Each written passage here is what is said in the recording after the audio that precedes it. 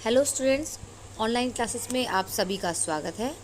ये आपकी संस्कृत की वीडियो है और संस्कृत में बच्चों आज हम शुरू करेंगे प्रथम पाठा बुद्धिमान शिष्य। तो चलिए शुरू करते हैं। सर्वप्रथम आप अपनी संस्कृत की किताब निकाल लीजिए। ये आपकी संस्कृत की बुक है, आप सभी ने अब तक खरीद ली होगी। नहीं खरीदी है तो खरीद लीजिए, वरना इसके बिना आपकी पढ़ाई करना मुश्किल हो जाएगा। ठीक है, और पेज खोल लीजिए 6। प्रथम पाठा 1 यानी पाठ 1 बुद्धिमान शिष्य यानी कि इंटेलिजेंट प्यूपिल। ठीक है, सभी बच्चे बहुत ध्यान से पेंसिल तक रख के पढ़ेंगे मैम के साथ में।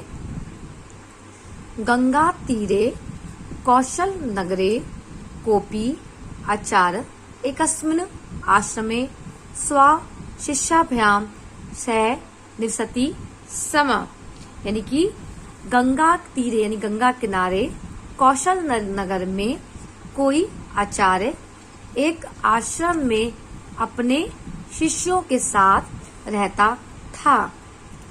तस्य शिष्यो प्रकोष्ठो तस्य कुटे समीप आश्रम।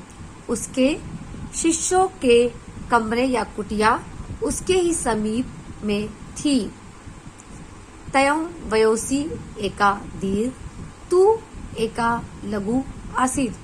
उनमें से एक बड़ा था और एक छोटा शिष्य था।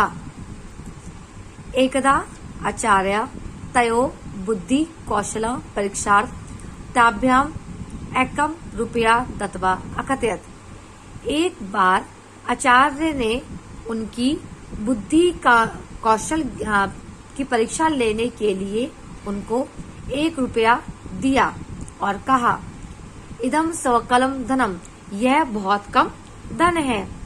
अतः येन युवयो प्रकोष्ठो पुण्यताम तादृशम किमपि वस्तु कृत्वा आनीयत्व। अब उनसे वो 1 रुपये देके कहते हैं कि जो कोई भी कि तुम दोनों में से कोई भी इस 1 रुपये से ऐसा सामान लेकर आओ जिससे कि तुम्हारा कमरा पूर्णता भर जाए। ठीक है, ऐसा कोई सामान लेके दो, वस्तु कृत्वा आनीयत्व, कोई भी वस्तु खरीद के लाओ जिससे तुम्हारा पूरा कमरा भर जाए। दीर्घ शिष्य झटति एकस्य कृकस्य ग्रम गत्वा तेन 1 रुपयम एकम पलाल भारम कृतवान। जो दीर्घ यानी कि बड़ा वाला शिष्य था, जल्दी से जाके एक किसान के घर गया और उस 1 रुपये से उसने पूरी पालकी भर के पूरा उसने भूसा खरीद लिया। ठीक है, क्या ले लिया? भूसा खरीद लिया। तथा तेन स्वमेव प्रकोष्ठम पुर्यत्व आचार्य नवेदत आचार्यवर पुरितोयम कोष्ठा। उसके बाद देखिए, तथा इन के बाद में उसके बाद स्वयं ही उसने प्रकोष्ठ माने कमरा पूरी तरह से भूसे से भर दिया और आचार्य से निवेदन किया कि आचार्यवर कमरा पूरी तरह से भर गया है। देखिए आचार्य, मैंने कमरे को पूरी तरह से भर दिया है।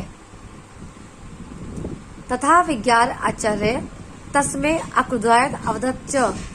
यह जानकर, विज्ञान माने जानकर, आचार्य को बहुत क्रोध आया और वह बोले, त्वयं एतम साधुम न कृतम इति।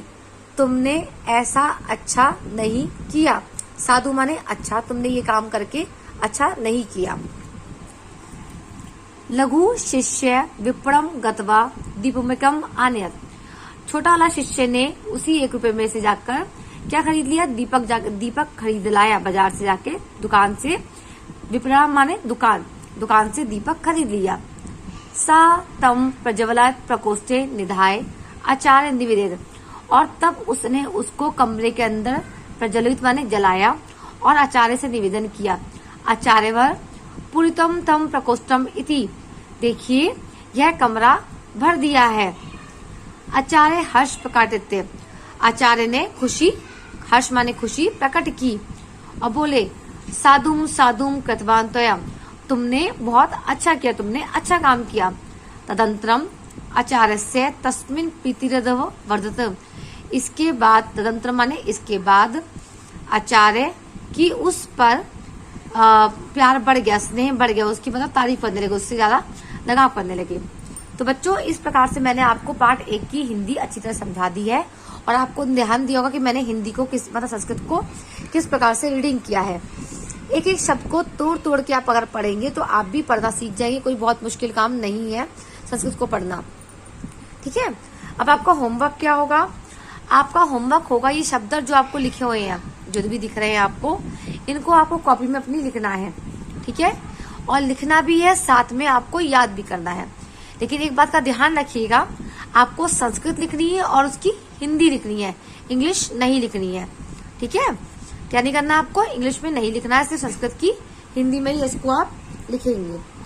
बाकी इसकी एक्सरसाइज जो भी है वो आपको मैं नेक्स्ट वीडियो में करवा दूंगी।